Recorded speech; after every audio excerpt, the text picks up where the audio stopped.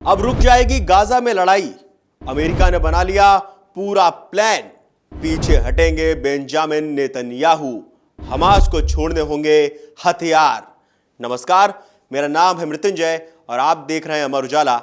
चलिए लगाते हैं दूरबीन और समझते हैं कि आखिर ये पूरा मामला क्या है।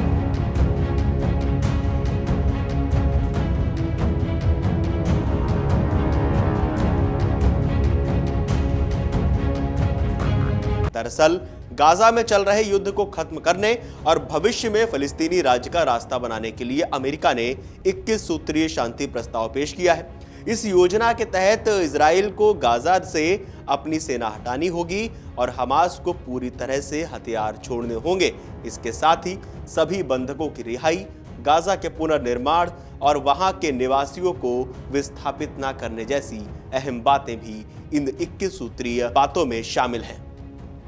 यूएनजीए में अमेरिका ने साझा जो दस्तावेज किया है उसमें क्या कुछ कहा गया है उसकी बात करते हैं। यह दस्तावेज अमेरिका ने इस हफ्ते न्यूयॉर्क में संयुक्त राष्ट्र महासभा यानी यूएनजीए के सत्र के दौरान कुछ अरब और मुस्लिम देशों के साथ साझा किया। इस योजना को खास बनाने वाली बात यह है कि इसमें गाजा के लोगों को वहीं रहने के लिए प्रोत्साहित किया गया है। यह अमेरिकी नीति में बड़ा बदलाव है क्योंकि फरवरी में राष्ट्रपति डोनाल्ड ट्रंप ने कहा था कि अमेरिका गाजा को अपने नियंत्रण में लेकर वहां के करीब 20 लाख लोगों को स्थायी रूप से कहीं और बसाएगा। अब बात करते हैं ट्रंप की योजना में फिलिस्तीनी राज्य का भी जिक्र किया गया है।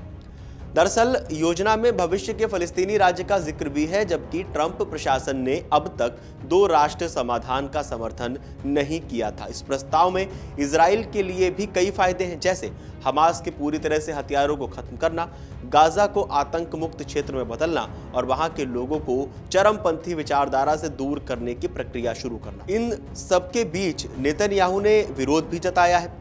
उधर इजराइल के जो प्रधानमंत्री बेंजामिन नेतन्याहू हैं इस प्रस्ताव का कड़ा विरोध कर रहे हैं। उन्होंने शुक्रवार को संयुक्त राष्ट्र महासभा में कहा भी कि 7 अक्टूबर के हमले के बाद यरूशलेम से 1 मील दूर फिलिस्तीनी राज्य बनाना वैसा ही है जैसे 9/11 के बाद न्यूयॉर्क से 1 मील दूर अल-कायदा का राज्य बना देना। ये पूरी तरह पागलपन है और हम इसे कभी स्वीकार नहीं करेंगे। हालांकि ट्रंप की जो उम्मीदें हैं वो बरकरार हैं। इस विरोध के बावजूद राष्ट्रपति डोनाल्ड ट्रंप ने इसे लेकर आशा जताई। उन्होंने ट्रुथ सोशल पर लिखा कि पिछले 4 दिनों से गहन वार्ताएं चल रही हैं और तब तक जारी रहेंगी जब तक कोई ठोस समझौता नहीं हो जाता। सभी क्षेत्रीय देश इस प्रक्रिया में शामिल हैं और हमास भी बातचीत से पूरी तरह वाकिफ है और इजराइल को भी हर स्तर पर जानकारी दी गई है। अब इसके बाद बात करते हैं कि जो अमेरिका की तरफ से, जो डोनाल्ड ट्रंप की तरफ से 21 सूत्रीय शांति प्रस्ताव रखे गए हैं उनमें क्या क्या शामिल है। वो 21 सूत्रीय शांति प्रस्ताव क्या क्या है। पहला, गाजा को आतंक मुक्त क्षेत्र बनाया जाएगा ताकि वो पड़ोसी देशों के लिए कोई खतरा ना बने। दूसरा, गाजा का पुनर्निर्माण और विकास कार्य शुरू होगा जिससे वहां के लोगों का जीवन बेहतर हो। तीसरा, जैसे ही दोनों पक्ष इस योजना को स्वीकार करेंगे इजराइल तुरंत सैन्य अभियान रोक देगा और चरणबद्ध तरीके से गाजा से सेना हटाएगा। चौथा, इजराइल के सार्वजनिक रूप से योजना स्वीकार करने के 48 घंटे के भीतर सभी बंधकों को रिहा किया जाएगा। पांचवा, बंधकों की रिहाई के बाद इजराइल सैकड़ों फलस्तीनी कैदियों, 1000 से ज्यादा हिरासत में लिए गए गाजावासियों और फलस्तीनियों के शवों को लौटाएगा। छठवां, जो हमास सदस्य शांतिपूर्वक साथ रहने की शपथ लेंगे उन्हें माफी दी जाएगी। जो बाहर जाना चाहेंगे उन्हें सुरक्षित रास्ता और किसी इच्छुक देश में बसने की सुविधा मिलेगी। सातवां, समझौते के बाद मानवीय सहायता गाजा में बड़े पैमाने पर भेजी जाएगी। रोजाना कम से कम 600 ट्रक राहत सामग्री पहुंचाने के लिए तैनात किए जाएंगे, तैयार किए जाएंगे। आठवां, सहायता सामग्री का वितरण संयुक्त राष्ट्र और रेड क्रिसेंट जैसे अंतरराष्ट्रीय संगठनों की तरफ से किया जाएगा। 9वां, गाजा का प्रशासन फलस्तीनी तकनीकी विशेषज्ञों के हाथों में होगा जिसे एक अंतरराष्ट्रीय समिति की निगरानी में चलाया जाएगा। गाजा के लिए एक 10वां जो पॉइंट है इस 21 सूत्रीय प्रस्ताव में वो ये है कि गाजा के लिए एक आर्थिक पुनर्निर्माण योजना बनाई जाएगी जिससे निवेश और रोजगार के अवसर पैदा हो। 11वां पॉइंट है गाजा में विशेष आर्थिक क्षेत्र स्थापित होगा जहां करों में छूट और व्यापारिक सुविधाएं दी जाएंगी, यानी टैक्स में छूट दी जाएगी और बिजनेस करने के लिए सुविधाएं वहां पे मुहैया कराई जाएंगी। 12वें प्रस्ताव की बात करें तो किसी भी निवासी को गाजा छोड़ने के लिए मजबूर नहीं किया जाएगा। जो बाहर जाएंगे उन्हें वापस लौटने का अधिकार भी होगा। 13वां पॉइंट उसमें जो है वो ये है कि जिस गाजा की शासन व्यवस्था में हमास को कोई भूमिका नहीं मिलेगी और सभी आतंकी सुरंगें और सैन्य ढांचे नष्ट किए जाएंगे। 14वें पॉइंट की बात करें तो क्षेत्रीय देश ये सुनिश्चित करेंगे कि हमास और अन्य समूह समझौते का पालन करें। 15वां पॉइंट, अमेरिका और उसके सहयोगी देशों की मदद से अस्थायी सुरक्षा बल गाजा में तैनात होंगे। ये सुरक्षा और स्थानीय पुलिस को प्रशिक्षण देंगे। इसके बाद 16वें पॉइंट की बात करते हैं तो इसमें कहा गया है कि इजराइल ना तो गाजा का विलय करेगा और ना ही स्थायी कब्जा।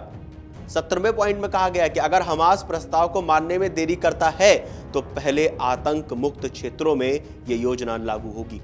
18वें पॉइंट में कहा गया है कि इजराइल कतर पर हमला नहीं करेगा, जबकि अंतर्राष्ट्रीय समुदाय गाजा संकट में कतर की मध्यस्थता की भूमिका को मान्यता देगा। 19वें पॉइंट में कहा गया है कि गाजा के लोगों को चरमपंथ से दूर करने के लिए धार्मिक और सांस्कृतिक कार्यक्रम चलाए जाएंगे। जो 20वां पॉइंट है उसमें यह साफ किया गया है कि जब गाजा का पुनर्निर्माण और फलस्तीनी प्राधिकरण का सुधार कार्यक्रम पूरा हो जाएगा तब भविष्य में फलस्तीनी राज्य का रास्ता खुल सकता है। इसके बाद बात करते हैं आखिरी पॉइंट की, यानी 21वें पॉइंट की। उसमें कहा गया है कि अमेरिका इजराइल और फलस्तीन के बीच लंबे समय तक के राजनीतिक समाधान पर बातचीत को आगे बढ़ाएगा। अब सवाल ये उठता है कि जिस तरह से अमेरिका ने, डोनाल्ड ट्रंप ने जो 21 सूत्रीय प्रस्ताव सामने रखे हैं, ये कितनी जल्दी माने जाएंगे? ये माने जाने के बाद क्या गाजा में हमास, कतर या फिलिस्तीन, इन सब चीज़ों को लेकर जो विवाद चल रहा है, जगह को लेकर जो विवाद चल रहा है, नेतन्याहू का जो कहना है, इजराइल की तरफ से जो बार बार अटैक हो रहा है, हमास की तरफ से जो काउंटर अटैक्स हो रहे हैं, जो छद्म युद्ध भी हो रहा है, जिस तरह से आतंकवाद की बात बार बार नेतन्याहू करते आए हैं, बार बार इस पॉइंटर्स में 21 प्रस्ताव में भी आतंकवाद की बात की गई कि आतंक मुक्त क्षेत्र बनाया जाएगा। अगर ये सारे प्रस्ताव मान लिए जाते हैं तो कितनी जल्दी वो इलाका शांति में तब्दील हो सकता है, वहां शांति आ सकती है? हमें कमेंट करके आप जरूर बताएं। और ये जो 21 प्रस्ताव हैं इन पर आप क्या कहना चाहते हैं, हमें कमेंट करके वो भी बताएं। और देश और दुनिया की तमाम बड़ी खबरें जानने के लिए देखते रहिए अमर उजाला।